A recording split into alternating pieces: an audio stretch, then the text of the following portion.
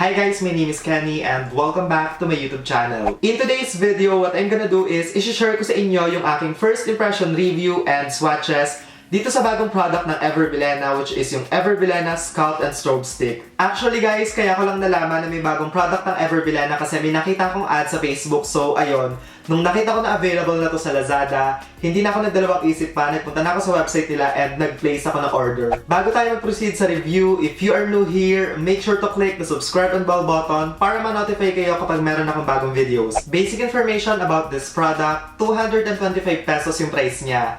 Dalawa yung shades na available, which are medium and deep. Tapos according dito sa packaging, 7 grams yung total of product na laman niya. It is made in China, paraben-free, cruelty-free, and 24 months yung expiration niya. Again guys, the main reason kung bakit dalawa yung binili ko kasi nga gusto kong i-compare yung color nila. Tapos sobrang excited ako nung dumating to.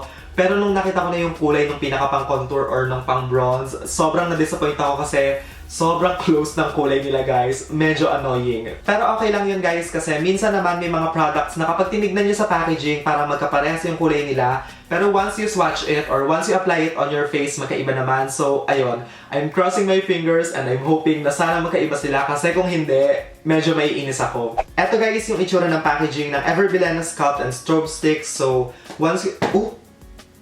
What the f... BILENA, what the f... is this? Oh my god, naiinis ako. Ano ba to, BILENA? Tignan nyo natanggal. I'm so annoyed right now, wait. Paano ba ito ibalik? Oh my god. Ayan, naibalik ko na, pero nakakainis, natanggal siya. Anyway guys, ulit tayo sa umpisa. So, eto yung itsura ng packaging and once you remove the cap, eto yung itsura niya. So, magdadahan-dahan na ako dahil baka matanggal na naman siya. Nakakabwisit guys ha, sa totoo lang. So, eto yung itsura guys ng product. Sa kabilang side, meron siyang highlighter and sa kabilang side naman, meron siya, kung hindi ako nagkakamali, pang contour to. Pero masyadong warm yung kulay niya for me. Honestly, medyo warm yung kulay niya para ipang contour. So, para sa akin, bronzer to. By the way guys, eto nga pala yung shade na deep. So ngayon naman guys, let's open the shade medium para makita nyo kung gano'ng kaparehas yung kulay ng pinaka-pang sculpt. Kasi sa totoo lang, sobrang konti lang ng difference as in, hindi nyo masyadong makikita yung pinagkaiba nila. Sa pang-highlight, medyo magkaiba. Mas light yung sa medium, but ayan, as you can see, diba? Halos magkaparehas lang. Oh my god. I'm so annoyed. Parang ang palpak ng mga kaganapan sa video na to. So ayan. So tumitingin ako sa baba kasi nandito yung monitor ko. But ayan guys, yung itsura ng pang-contour and sa highlighter, magkaiba naman yung kulay nila. Yung sa deep, medyo mas warm ng konti, mas dark ng konti compared doon sa mediums. So ayan. Ngayon naman guys, ang gawin natin is swatch natin yung product para makita natin how it looks like kapag nakalagay sa skin. So magsa-start ako sa medium and this is how it looks like. I don't know about this color. Masyado siyang warm. But it's very creamy. So ayan yung kulay ng medium na pang contour and yung highlight nyo naman is this one. So i-swatch natin siya sa likod. Sa ilalim nun. Wow, this is pretty. So, ayan guys, yung itsura ng pang-highlight. Super duper pretty. Super pretty ng kulay guys, in all fairness. Ngayon naman guys, yung iswatch natin is yung shade na deep daw ng BILENA. I don't know kung paano nila naisip na tawaging deep yung color nito kasi sa totoo lang, hindi deep yung kulay niya. Like, this color is too light para tawaging deep in my opinion. So, well... But yeah, iswatch natin siya sa ilalim ng unang shade. So, this is how the shade deep looks like. And as you can see, parehas lang sila ng medium. No shade, I love BILENA, but this color range is so not cute. Medyo disappointing, I'm not gonna lie. So, yung highlighter na yung sinuswatch ko and... Ooh, wow. The highlighter is so nice. So ayan guys, ayan yung itsura ng highlighter ng deep and ang ganda ng kulay niya. Anyway guys, since nandito na rin lang naman tayo and actually hindi lang to para sa BILENA, para din to sa ibang local brands. So kung tatawagin nyo pong deep yung kulay ng shade nyo, make sure na mga ganito pong kulay dapat siya kasi kung hindi, hindi po siya deep. Para makita nyo ng mas malinaw yung swatches ng product na to, ipa-flash ko na lang sa screen yung picture tapos ilalagay ko sa description box yung blog post na gagawin ko para pwede nyo ma-download yung picture just in case na kailanganin nyo.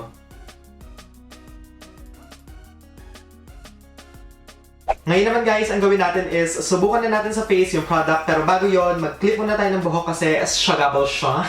Shagable siya, so ayan, let's begin. Honestly guys, hindi ko alam kung alin sa dalawa yung susubukan ko kasi nga diba, yung kulay, pareho lang, nakakainis. Yung gagawin ko na lang guys is, dito sa left side, medium yung gagamitin ko, tapos sa right side naman yung deep kasi malay nyo diba, kapag nilagay sa face, mag-iba yung kulay nila, magkaroon ng magic, but right now, medyo naiinis pa rin talaga ako sa kulay. Again guys, medium yung gagamitin ko dito sa left side, so i-apply na natin siya and let's see kung ano ba ang kaganapan. And honestly right now, medyo hindi ko gusto yung kulay. I'm very sorry. Masyadong warm eh. But it's very creamy. Sobrang bilis niyang i-apply guys. Hindi siya malagkit, or I mean, hindi siya yung parang thick yung consistency. Hindi siya nagtatag. Super duper creamy. It's very easy to apply. Yun nga lang yung kulay niya. As you can see, ang orange masyado. Ngayon naman guys, dito sa right side, yung deep yung ilalagay ko. So, let's see kung magkaiba ba or magkapares lang yung kulay nila. Girl! Nadi-disappoint ako masyado. Masyado talaga. Actually, disappointing talaga. I'm not gonna lie. So, ayan. As you can see, mas warm lang ng konti yung deep, but kapag tinignan nyo naman, halos magkaparehas lang sila, which is nakakainis talaga guys. Kanina ko pa siya sinasabing nakakainis, but it is what it is. Hindi ko na makalimutan, maglagay din tayo ng konti sa ilong. And by the way guys, hindi ko rin nasabi, naglagay nga pala ako ng konting foundation pero hindi ko siya sinet kasi kung isaset ko siya ng powder, magiging parang patchy and hindi maganda yung itsura niya. So, kung gagamit kayo ng cream product like this, make sure na wala pang powder yung face nyo kasi kung meron, tsatsaka siya. Para i-blend yung product na nasa face ko, ang gagamitin ko na lang is itong damp beauty blender na ginamit ko for my foundation. So, let's see.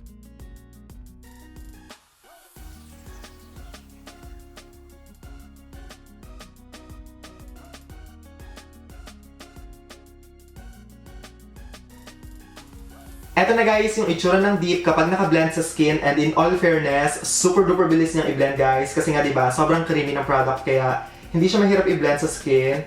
Parang nagme-melt siya sa skin actually, super duper nice. Maganda siya, yun nga lang, yung kulay niya is too warm para gawing pang contour, pang bronze or pang warm up ng face, okay siya, but pang contour, not really. So ngayon naman guys, yung kabilang side yung i-blend natin which is yung may medium, and let's see how it looks like kapag na-blend na siya.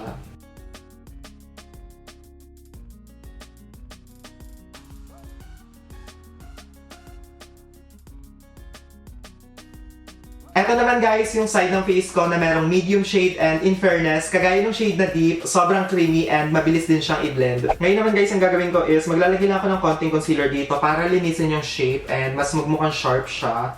Pati sa nose area, maglalagay din ako ng konti. This is optional of course. If you don't want to do this, okay lang din. Hindi ka na makipinipilit. Basically, I'm doing this lang para magmukhang mas chiseled and mas defined siya. Kasi kung hindi, medyo messy talaga. See, di ba? Mas nagmukha siyang defined and highlighted, which is what I'm looking for. Or what I'm going for. Kung baka English yun, no?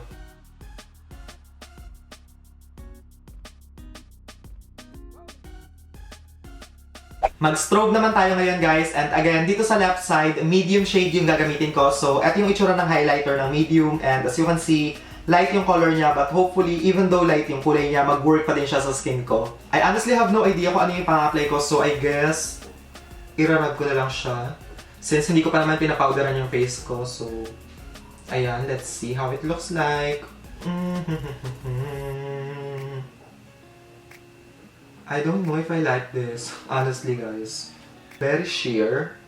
Super duper light lang niya guys. So I think finger talaga. Finger na lang yung gagamitin ko para pang-add ng konti pa. So, let's see.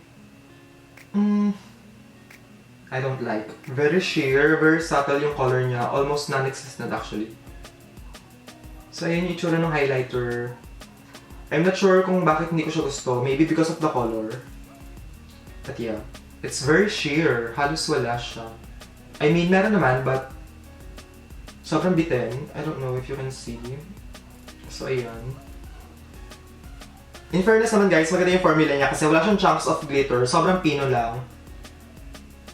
Kaya hindi niya ma-emphasize masyado yung skin texture, but ayun nga, medyo nabibitin lang ako sa pagka-intense ng kulay niya. Honestly guys, I'm not a big fan of this shade, which is yung medium kasi sobrang sheer lang and hindi ko gusto yung highlighter. Nabitin ako. Ngayon naman guys, subukan natin yung shade na deep and this time gagamit na ako ng beauty blender kasi feeling ko baka mas bongga siya pag ginamitan ng beauty blender and I actually like this color kasi medyo parang champagne yung kulay niya kaya I have high hopes. Hopefully maganda siya kapag nilagay sa cheeks, so let's see if it's nice or palpak.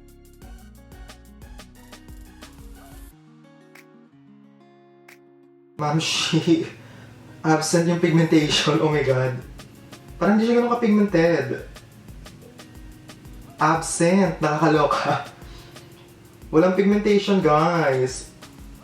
Ano ba? Meron ba? Parang hindi ko masyadong maramdaman. Sobrang subtle lang din. Nakakaloka, guys. Oh my god. Subukan natin siyang gamitin ng finger and let's see. Baka mas okay siya. Oh my god ha. Nakakaloka.